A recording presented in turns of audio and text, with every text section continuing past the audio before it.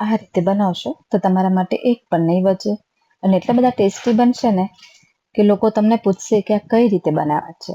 તો આજે આપણે શિમલા મરચાંની એકદમ નવી જ રેસીપી બનાવવાના છે. યુનિક છે, એકદમ ટેસ્ટી અને આમ કહેવાય ને એનો ટેસ્ટ તો એટલો બધો જબરજસ્ત છે ને કે તમને આ ટેસ્ટ જશે જ નહીં, એટલો બધો મસ્ત બને છે.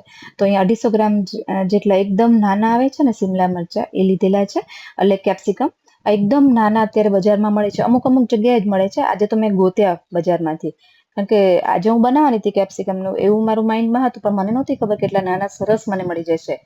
એટલા માટે મેં આ નાના લઈ લીધા છે. તો 250 ગ્રામ જેટલા અહીંયા કેપ્સિકમ લીધેલા છે, એકદમ નાના એવા. એને ધોઈ આ રીતે ઉપરથી છે ને ડીટીયાનો ભાગ કાઢી વચ્ચેના બીનો ભાગ કાઢી લેવાનો છે. તો આ કેવું બહુ ઈઝી જ છે, કારણ કે નાના છે એટલે ફટાફટ બીને એ નીકળી જશે, વાર બિલકુલ નહીં લાગે. તો આ રીતે મેં બધા જ મરચાંના બી અને ઉપરનો ભાગ કાઢી લીધેલો છે. તો હવે આનું એકદમ સરસ મજાનું અંદરનું સ્ટફિંગ બનાવવાના છે, એકદમ ટેસ્ટી એવું. અને હા, આમાંથી અમુક વસ્તુ નહીં હોય તો ચાલશે અને તમારે બીજી કંઈ એડ કરવી તો કરી શકશો. કોઈ એવી વસ્તુ નથી કે આમાં પરફેક્ટ માપ જોઈએ. તો અહીંયા 2 નંગ જેટલા બાફેલા બટેટા, અડધી વાટકી જેટલા બાફેલા મકાઈના દાણા, ટેસ્ટ પ્રમાણે મીઠું, 1 ચમચી જેટલા ચીલી ફ્લેક્સ, અડધી ચમચી જેટલો અહીંયા ગરમ મસાલો જે મેં ઘરે બનાવેલો છે. તમારે મારી ચેનલમાં જોવો હોય તો રેસીપી જોઈ શકો છો. થોડો લીંબુનો રસ અને તમને જો આમાં ગળપણ ભાવતું હોય તો થોડી ખાંડ પણ એડ કરી શકાય છે, તમારા પર છે, પણ હું આમાં એડ નથી કરતી. હવે અહીંયા થોડા કોથમીરને આ રીતે સુધારીને નાખી દેવાની અને હવે આપણે આને મિક્સ કરી દેવાનું છે.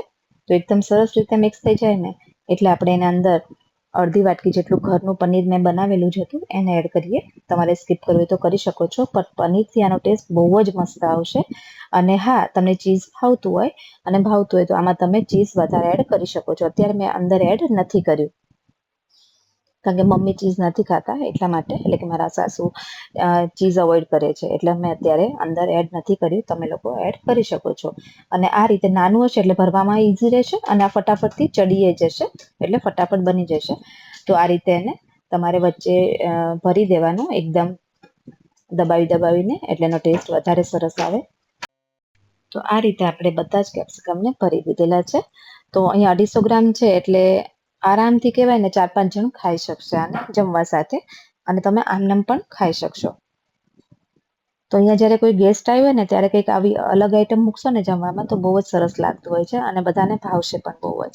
અને બનાવવામાં પણ ઈઝી છે, બહુ ઓછા ઇન્ગ્રીડિયન્ટમાં બની જતી હોય છે.